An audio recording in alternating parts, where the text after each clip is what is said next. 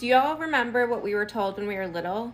Don't give unhoused people money because they might spend it on drugs. Well, it just came out that in Los Angeles, a bunch of researchers gave unhoused people $750 a day for a year to see what they would spend it on. No questions asked. They could spend it on anything they wanted. This is a minor form of UBI, Universal Basic Income. What did these unhoused people do with the money? Well, they spent it on drugs. No, they spent it on food, housing, healthcare, transportation, clothing. After 6 months, only 12% of people in the experiment who were unhoused were still unhoused. The rest had secured housing for themselves.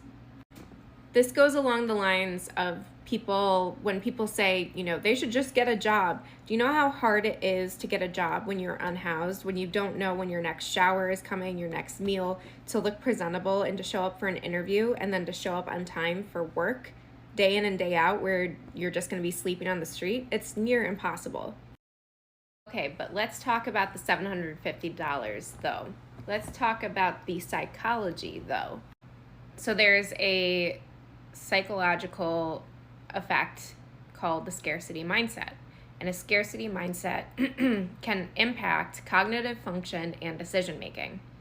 A scarcity mindset creates a tunneling effect that overshadows long-term financial planning by short-term needs, and that can lead to suboptimal financial decisions. So, by the researchers giving these unhoused people $750 a day, they were overcoming the scarcity mindset by providing more resources than a person would need. And it was no longer the bare minimum.